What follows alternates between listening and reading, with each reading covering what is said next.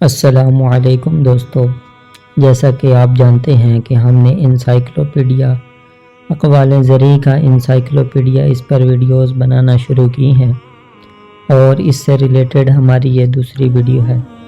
اس video میں ہم حضرت سلیمان علیہ السلام کے اقوال زرعی آپ کے سامنے پیش کریں گے، لیکن اس سے پہلے آپ سے چھوٹی سی گزارش ہے کہ ایک مرتبہ درود پاک ضرور پڑھ لیں۔ تو ویڈیو کو شروع کرتے ہیں۔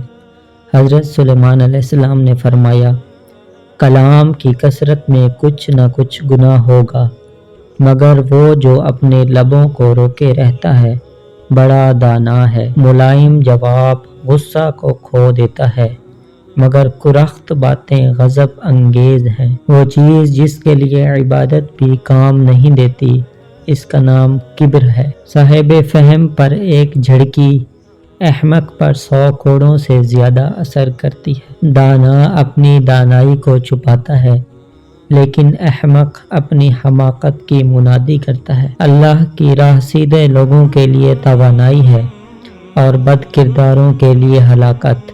وہ شخص جو اپنے گناہوں کو چھپاتا ہے کامیاب نہ ہوگا، مگر جو گناہ کا اقرار کرتا ہے اور اسے چھوڑ دیتا ہے اس پر رحمت ہوگی۔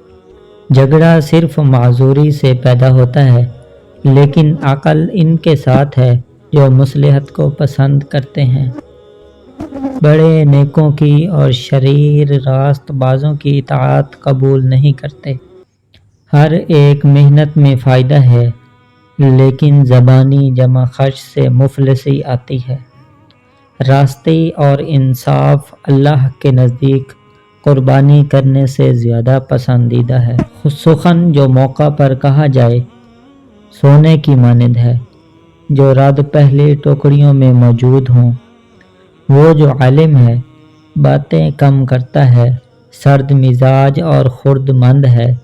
احمق بھی جب تک چپ رہے عقل مند شمار ہوتا ہے۔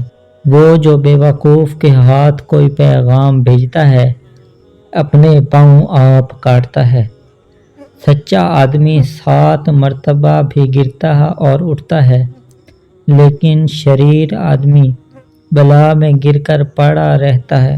وہ شخص جو غریبوں پر ظلم کرتا ہے اپنے خالق کی حقارت کرتا ہے، اور جو مفلسوں پر رحم کرتا ہے اس کی عزت کرتا ہے۔ نیکی قوم کو اعلیٰ بنا دیتی ہے، لیکن گناہ بے عزت کرتا ہے۔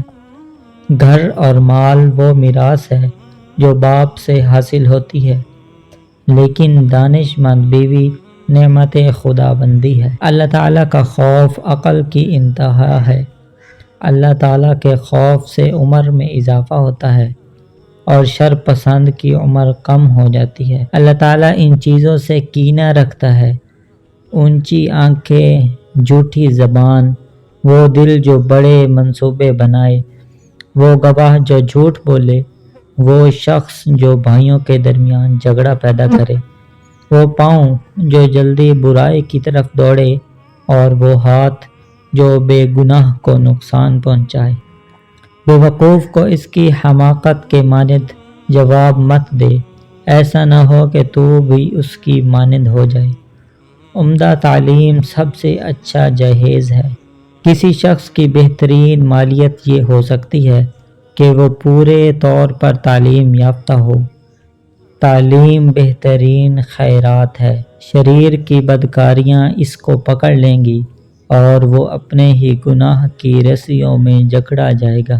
جھگڑے کو بیشتر اس کے کہ تیز ہو جائے چھوڑ دو۔ وہ جس کے دل میں برائی ہے بھلائی نہ پائے گا، اور جس کی زبان میں نکتہ چینی ہے آفت میں گرے گا۔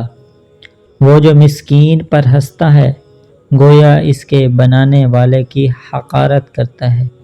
جاہل اپنے دل میں جو کچھ ہے ظاہر کرتا ہے، مگر دانش مند اسے آخر موقع تک چھپائے رکھتا ہے۔ ہر شخص سچا دوست تلاش کرتا ہے، لیکن خود سچا بننے کی زحمت گوارا نہیں کرتا۔ ایک مخلص اور دانا دوست پھلدار درخت کی مانند ہوتا ہے۔ اگر اس کے نیچے بیٹھو گے تو سایہ دے گا، اور اگر اوپر چڑھ گئے تو پھل پاؤ گے۔ اگر تو کسی کے ساتھ رشتہ دوستی قائم کرنا چاہے تو بائیں خیال کے وقت مصیبت وہ تیرے کام آئے، تو پہلے اس کو غصہ میں لا کر آزما۔ اگر بحالت غضب اس کو منصف پائے تو اس کی دوستی پر مائل ہو، وگرنہ بچ جائے۔ سچا دوست جان دوم ہے اور چشمِ سوم۔